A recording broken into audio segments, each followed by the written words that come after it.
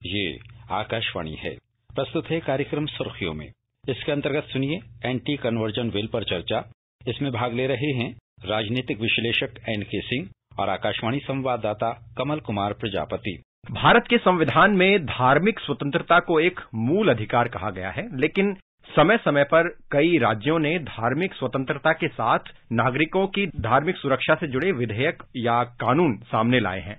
इन कानूनों और विधेयकों को जब हम देखते हैं तो इनमें किसी दबाव के चलते, धोखे से या झांसा या प्रलोभन से या इच्छा के खिलाफ अगर धार्मिक पहचान को बदलने के लिए कहा जाता है तो सजा और पेनल्टी का अपने अपने तरीके से राज्यों ने अपने विधेयकों और कानूनों में प्रावधान किया है, और जिसे हम एक तरह से मोटे तौर पर एंटी कन्वर्जन बिल या जो स्वीकृत हैं उन्हें एंटी कन्वर्जन लॉज कहते हैं। तो विस्तार से हम इस कार्यक्रम में अब इस विषय पर चर्चा करेंगे। तो सिंह साहब, पहले इन उदाहरणों से ही चर्चा शुरू करते हैं। जैसे कि कल हरियाणा विधानसभा में prevention of unlawful conversion of religion bill 2022 पारित हुआ और Karnataka protection of right to freedom of religion bill 2021 pass हुआ था। तो ये जो बिल हैं, ये कैसे धार्मिक सुरक्षा को बढ़ावा दे रहे हैं धार्मिक स्वतंत्रता के साथ साथ? देखिए, इसके दो स्वरूप हैं। कुछ लोग इसको सुरक्षा कह रहे हैं, कुछ लोग इसको कन्वर्जन सीधा सीधा कह दे रहे हैं। जैसे यूपी में आपने देखा होगा, यूपी ने इसको स्टेट कह दिया। तो कई स्टेट्स में इसकी जरूरत महसूस की गई और बढ़ाया जा रहा है। हर स्टेट अपने हिसाब से उसके प्रोविजंस को स्ट्रिंजेंट बना रहा है, उसके प्रावधान में थोड़ी बहुत तरमीम कर रहा है। कुछ ने तो यूपी का मॉडल लिया है, कुछ ने किसी और स्टेट का मॉडल लिया है। जब आप इसको देखें, ये रिलीजियस फ्रीडम, इसको तस्वुर जब किया था भारत के संविधान निर्माताओं ने आर्टिकल 25 पे, तो उसमें जो शब्द यूज किए थे उसे देखने की जरूरत है।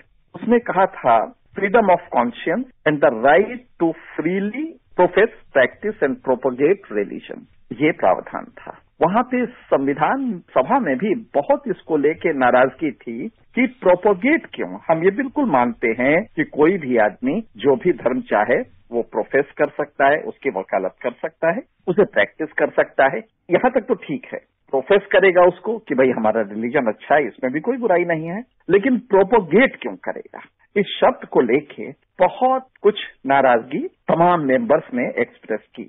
उस समय ये हुआ था कि डॉक्टर अंबेडकर ने, जो लोग नाराज थे, उनके साथ एक बैठक की और उन्होंने कहा कि इसमें स्टेट्स को पावर दिए जाएंगे। ये हमारी प्रधानमंत्री से बात हुई है, क्योंकि उस समय तक चीजें बदल गई थी, और उन्होंने कहा है कि इसमें स्टेट्स को एम्पावर पार्लियामेंट कर देगी। बहरहाल कुल मिला के ये हुआ कि स्टेट्स, उस समय मध्य प्रदेश ने, आपको याद होगा, पहला स्टेट था जिसने किया, और ये सिलसिला चलता रहा। आज हमें इसकी जरूरत क्यों पड़ रही है? हालात बदले, जमाना बदला। रूरल सोसाइटीज जो होती थी उसमें हम एक दूसरे को जानते थे। क्योंकि समाज अर्बनाइज्ड होता जा रहा है तो माँ बाप भी अपनी नौकरी में लगा हुआ है, उसको भी बहुत कुछ जानकारी नहीं है। नतीजा ये हुआ कि कुल मिला के स्टेट को इंटरवीन करना पड़ा। स्टेट में राज्य की सरकारें थी और केंद्र की सरकार थी। जाहिर है, चूंकि ये इशू ऐसा है जिसमें कि स्टेट्स को पावर होती है, स्टेट गवर्नमेंट को पावर्स होती है, लिहाजा उन्होंने एंटी कन्वर्जन लॉ बनाना शुरू किया। क्योंकि कन्वर्जन के प्रोसेस में बहुत स्पष्ट लिखा है फ्रीडम ऑफ कॉन्शियंस। आप जरा गौर कीजिएगा। अब freedom of conscience and to freely, right to freely profess, practice and propagate religion, right to freely practice. अब यहाँ जो फ्रीली वर्ड है या फ्रीडम ऑफ कॉन्शियंस है, ये दोनों बाधित होते हैं अगर आपने किसी को लालच से, भय से या किसी भी नेचर के इंटाइसमेंट से गुमराह किया।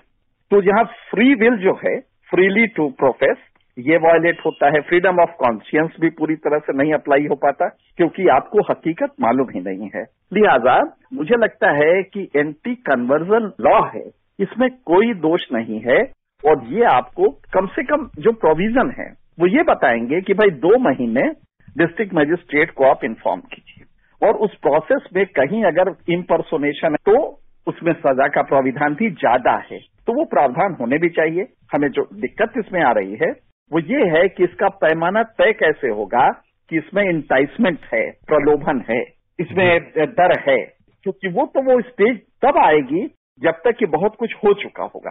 तो इसलिए इस लॉ को लाने में कोई दिक्कत नहीं है, लेकिन इसके जो प्रावधान बनाए, एक तरफ तो आपको देखना होगा कि इम्प्लीमेंट कैसे हो, और दूसरी तरफ हमें समाज को भी एजुकेट करना होगा। जो संचार माध्यम है उससे पूरी तरह लोगों को वाकिफ कराएं। जैसे स्वच्छता अभियान हमारा सफल रहा, इसलिए कि हमारी सारी की सारी जो संचार माध्यम हैं, उन्होंने एक कलेक्टिव कॉन्शियसनेस जगाया इसको लेके। यहां भी हमें जरूरत है कि फ्री विल है अगर तो कोई बात नहीं, आपने हर चीज जान ली है, सब कुछ समझ लिया है, तब कर रहे हैं, और तब अगर कोई अवरोध आता है कानून का तो वो गलत है, क्योंकि वो फ्रीडम ऑफ रिलीजन है भारत में। लेकिन अगर उसमें कहीं लगता है कि छिपा हुआ दबाव है, प्रलोभन है, या किसी भी किस्म का अनइथिकल प्रैक्टिस है उसके पीछे, तब ये माना जाएगा कि ये मैरिज भी निरस्त की जाए और ये कन्वर्जन भी निरस्त किया जाएगा। और रिकन्वर्जन, कुछ राज्यों ने रिकन्वर्जन का प्रावधान किया है, उनको वापस पुराने घर में लाने का प्रावधान होगा। तो ये मुझे लगता है कि जमाने के नई हालात को देखते हुए ये एक जरूरी कदम था। हाँ, इसको इम्प्लीमेंट हम कैसे करेंगे, स्टेट ऑपरेशन में जब आएगा तो इन लॉज को लेके उसमें थोड़ी दुश्वारी पेश आएगी, ये देखने की जरूरत है। सिंह साहब, अगर हम इन कानूनों की या विधेयकों की समीक्षा के लिए थोड़ा सा पीछे चलें तो उड़ीसा में 1967 में ऐसा एक विधेयक लाया गया था और कानून बना। मध्य प्रदेश में भी 1968 में धार्मिक स्वतंत्रता का एक ऐसा कानून बना। आगे आने वाले समय में देखते हैं तो 1978 में अरुणाचल प्रदेश में ऐसा कानून बना। 2000 के बाद तो हमने देखा गुजरात, हिमाचल प्रदेश और बाद में उत्तर प्रदेश, और अभी हमने हरियाणा और कर्नाटक की तो चर्चा की ही। तो आपसे हम ये समझना चाहेंगे कि अलग अलग राज्यों में जो धार्मिक सुरक्षा को लेकर, एंटी कन्वर्जन को लेकर जो प्रावधान है, उनमें जो एक फर्क है या अपने अपने हिसाब से उन्होंने इसे परिभाषित किया है, तो उसके लिए राज्य की अपनी जो स्थानीय विषय हैं वो उत्तरदायी हैं। किस तरह से अलग अलग राज्य इसे अपनी तरह से देख रहे हैं?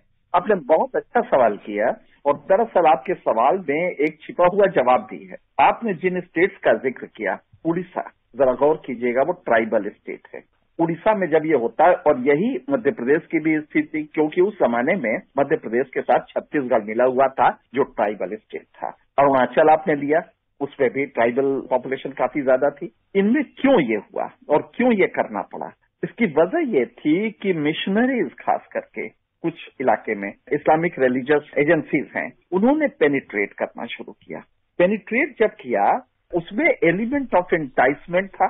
बड़ा गौर से देखिएगा कि आप उसमें गरीबी का लेवल काफी ज्यादा था, उन ट्राइबल्स में अज्ञानता थी। नतीजा ये हुआ कि वहां पे ये कन्वर्जेंस भारी तादाद में हुए, जिसकी वजह से हमें ये कानून बनाने पड़े। आज जब हम सोसाइटी में नए दौर में आए हैं, जिसमें सोशल मीडिया पे ही रिश्ते बनने लगते हैं, ये एक नया दौर था अर्बनाइजेशन का। और आप जानते हैं कि अर्बनाइजेशन में प्राइमरी रिलेशन गौण हो जाते हैं, सेकेंडरी रिलेशन का सब कुछ होता है, जिसमें आप उसके बाप दादा को नहीं जानते। तो आज उस केस में अगर आप देखेंगे तो ये स्थितियां बहुत ज्यादा बन रही हैं, और इससे बचने के लिए, ताकि उसके फ्रीडम ऑफ कॉन्शियंस को इंटैक्ट हम रख सकें, ये एक मजबूरी हो गई है कि हम इस तरह के स्ट्रिनिएंट लॉज बनाएं ताकि वो फ्रीली प्रैक्टिस कर सके। सिंह साहब, आपने भारतीय संविधान का जिक्र किया था और हमारे श्रोता भी जानते हैं, जैसा कि आपने भी जिक्र किया, कि अनुच्छेद 25 से 28 तक में धार्मिक स्वतंत्रता के मूल अधिकार के साथ साथ धार्मिक पहचान को लेकर अन्य बातें कही गई हैं। और प्रश्न ये कि इस बात को और पुख्ता करने के लिए कि एक व्यक्ति की धार्मिक स्वतंत्रता है लेकिन धार्मिक स्वतंत्रता में दखल न हो, इस बात की सुरक्षा सुनिश्चित करने के लिए इन विधेयकों और कानूनों का क्या रोल है? और साथ में ये भी आपसे हम जानना चाहेंगे संक्षेप में कि विधायिका ने इसे किस तरह से देखा है। आपने जो जिक्र किया 25 से 28 या 30 तक, तो भारत के संविधान में जो फंडामेंटल राइट्स हैं, जैसे कि इंडिविजुअल्स को राइट है, राइट ऑफ कलेक्टिविटीज भी है, लेकिन उन फ्रीडम्स को जो सब्सिक्वेंटली इस्तेमाल किया गया, वो इस्तेमाल बहुत सही नहीं हुआ। अगर आप 25 में देखें तो 25 में भी देखें तो ये है, सर, स्टेट को पावर्स हैं कि वो इस तरह के कानून बना सकती है जिसका स्वरूप सेक्युलर हो। तो मुझे लगता है कि ये जरूरी है कि जो प्रोविजन समाज को बाधित कर रहे हैं, रोक रहे हैं, उसके डायनेमिज्म को खत्म कर रहे हैं, उसमें गत्यात्मकता लाने के लिए हम फिर से उन प्रोविजनों को रोक के और कुछ ऐसी चीजें करें जिससे समाज मेन स्ट्रीम में आए। तो मुझे लगता है कि इसके तहत अगर ये बिल्स बन रहे हैं तो मुझे लगता है कि ये वैलिड है, इसमें कहीं कोई गलती नहीं है। सिंह साहब, बहुत बहुत धन्यवाद, आप चर्चा में शामिल हुए और हमसे जुड़े। Thank you Kapil ji. अभी आप सुन रहे थे एंटी कन्वर्जन बिल पर चर्चा। इसमें भाग ले रहे थे राजनीतिक विश्लेषक NK सिंह और आकाशवाणी संवाददाता कमल कुमार प्रजापति। ये कार्यक्रम आकाशवाणी के समाचार सेवा प्रभाग द्वारा प्रस्तुत किया गया।